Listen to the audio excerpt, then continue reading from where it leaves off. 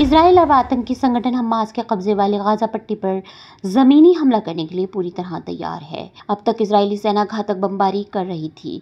इन हमलों में हजारों फिलिस्तीनी मारे गए। 2008 में गाजा पर आक्रमण के बाद ये पहली बार होगा जब इजराइल ने गाजा पट्टी के इस हिस्से पर कब्जा करने का प्रयास किया है। इजराइल ने गाजा पर अपने इतिहास की सबसे भारी बमबारी की है। 23 लाख से अधिक विस्थापित हो चुके हैं। इजराइल की धमकी के बाद वो अपना ठिकाना ढूंढने के लिए सड़कों पर आ गए हैं। आपको बता दें कि इजरायली हवाई हमलों में गाजा पट्टी खंडहर बनती जा रही है। इजराइल अपनी सेना और वायुसेना दोनों के संग पूरी ताकत के साथ युद्ध के लिए तैयार है। किसी भी वक्त हमास पर हमला हो सकता है।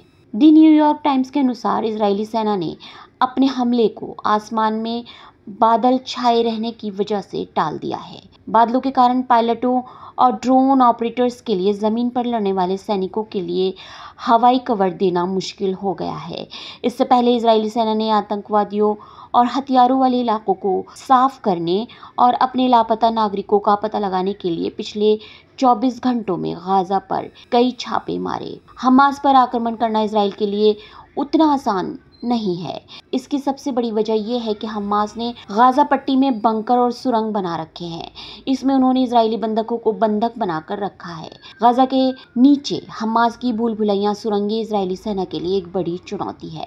विशेषज्ञों ने चेतावनी दी है कि अगर जमीनी हमला शुरू किया गया तो इजराइल अपनी मार्ग क्षमता की श्रेष्ठता खो देगा। गाजा सुरंगों के जटिल नेटवर्क वाला घनी आबादी वाला क्षेत्र है।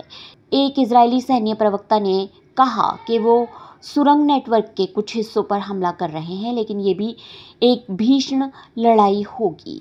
इजरायली सैन्य विश्लेषकों का कहना है कि उन्हें डर है कि हमास बंधकों को मानव ढाल के रूप में इस्तेमाल करेगा, जिससे इजराइल के लिए दुविधा पैदा हो सकती है।